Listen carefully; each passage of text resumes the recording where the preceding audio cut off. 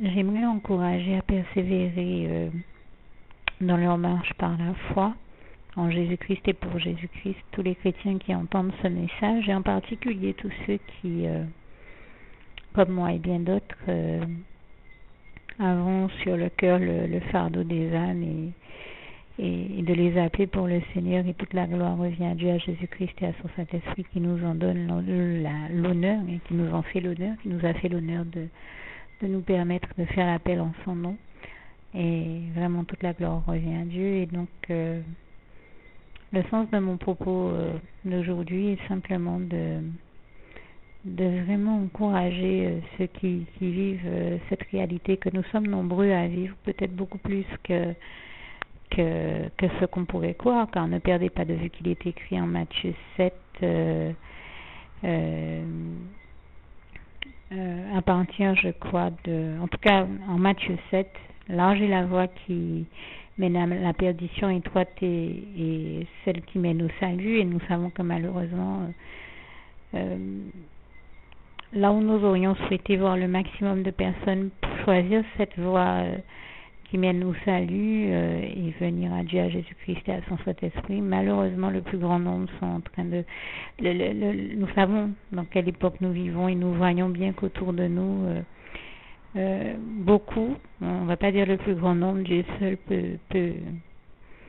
nous dire quel serait le nombre exact, hein. Dieu seul peut nous le révéler, mais si dans sa parole il nous dit que large est la voie qui mène à la perdition, ça veut malheureusement dire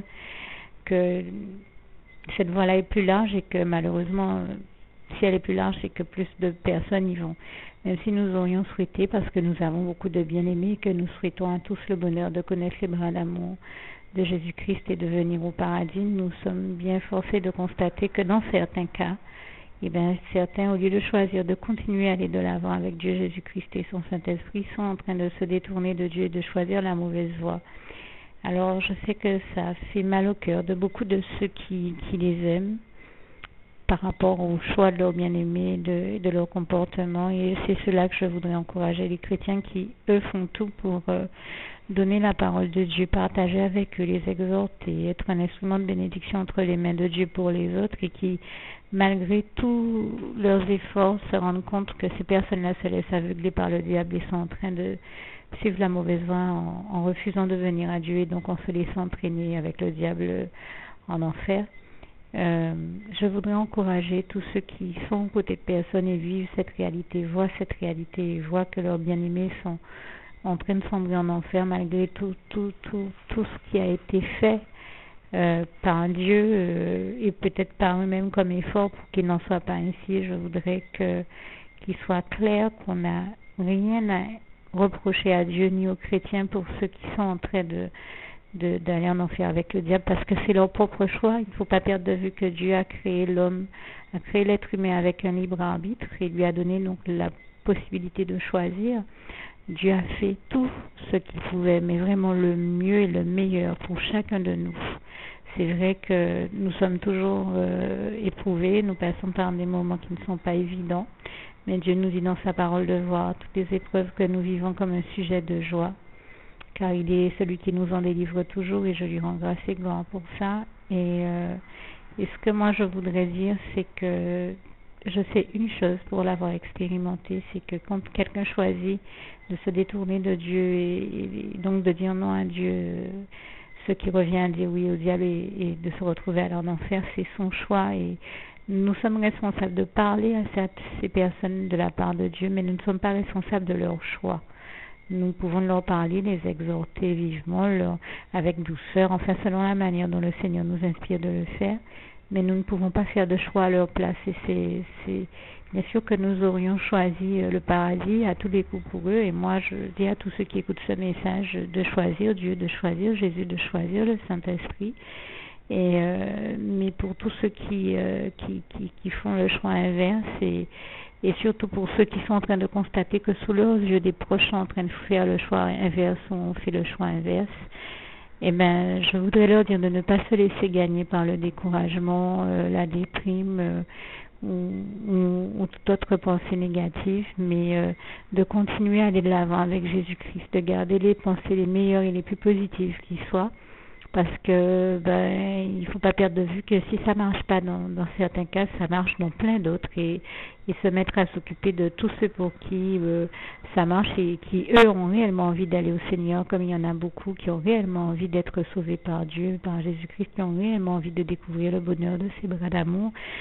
qui ont réellement envie d'aller au paradis avec eux, qui sont des gens qui sont dans une dynamique, même si souvent ces personnes-là souffrent, comme nous avons beaucoup souffert, nous aussi, en arrivant à l'Église de Christ. Des fois, nous avons des vies vraiment empreintes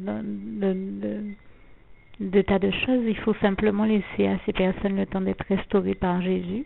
et les laisser aussi avoir l'intelligence, l'ouverture d'esprit de comprendre que le processus de restauration que Jésus fait dans ses vies met un certain temps. Donc, prendre conscience qu'il s'agit de donner à ces personnes-là, comme à Jésus, le temps d'agir aussi dans leur vie et de les restaurer. Mais il le fait toujours, et je lui rends grâce et gloire pour ça. Et je veux vraiment, comme je disais, encourager ces personnes et leur dire de ne pas regarder ces situations en se disant mais à quoi ça m'a servi de parler à ces personnes, de les exhorter de la part du Seigneur pendant tout ce temps-là, mais au contraire de se dire quand je serai au ciel avec Dieu, au paradis, je ne penserai plus à tout ce que ça a généré chez moi comme souffrance, ou à quel point ça a été éprouvant de leur parler, mais je me dirais, maintenant je sais que je peux être dans le bonheur le plus total et complet avec Dieu, avec Jésus-Christ, avec son Saint-Esprit, dans les bras d'amour de Jésus au paradis, parce que je sais que quand j'étais vivante, j'ai tout fait pour parler à cette personne quand elle était vivante et pour qu'elle revienne à Dieu.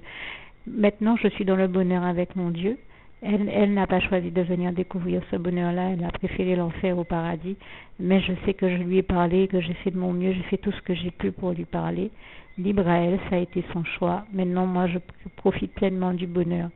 Alors, pour ceux qui écoutent, donc ne vous laissez pas décourager, ne regrettez jamais d'avoir fait une bonne action. Toutes les bonnes actions, les bonnes exhortations, les bonnes paroles, les bons passages à parole et toutes les bonnes choses que vous leur avez dites, le Seigneur les retient, vous en bénira en retour. Donc, continuez, persévérer, à appeler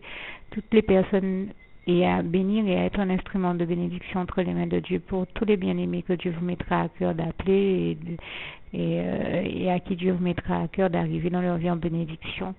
Et vraiment que Dieu vous bénisse abondamment, puissamment, richement encore pour ça. Et quant à ceux qui ne connaissent pas encore ce bonheur dont je parle, ou qui n'ont pas encore fait cette prière, je les invite à adresser cette prière au Seigneur. Seigneur Jésus, moi, vous dites votre nom et votre prénom, je t'accepte comme mon sauveur personnel, le seul maître et roi de ma vie. Merci de m'accorder la grâce de ton pardon et de ta miséricorde pour tous les péchés que j'ai commis jusqu'à la date d'aujourd'hui, tout au long de ma vie, et de permettre en ton temps que j'aille avec toi au paradis dans tes bras d'amour, et de permettre que je continue à y vivre, à te servir et à t'appartenir pour l'éternité, d'éternité en éternité. C'est au nom puissant du Seigneur Jésus, du Seigneur Jésus-Christ que j'ai fait cette prière. Je cède ces paroles dans le sang précieux de Jésus, au nom puissant de Jésus. Et vous pouvez aussi également vous référer ou lire dans votre Bible, vous référer à ce passage de Jean 14, verset 6, qui explique toute la nécessité de la prière que je viens de faire, et qui dit que Jésus-Christ est le chemin, la vérité et la vie. Nul ne va au Père Dieu sans passer par le Fils, Jésus-Christ. Ce qui signifie que si nous voulons aller au paradis, il s'agit de passer d'abord par Jésus-Christ et de prendre le temps de lui adresser la prière que je viens de faire avec vous. Si vous ne l'avez pas dit avec moi, n'hésitez pas à réécouter ce document dès le départ et à dire à haute voix la prière en question que je viens d'énoncer. Que Dieu vous bénisse tous, abondamment, puissamment, richement.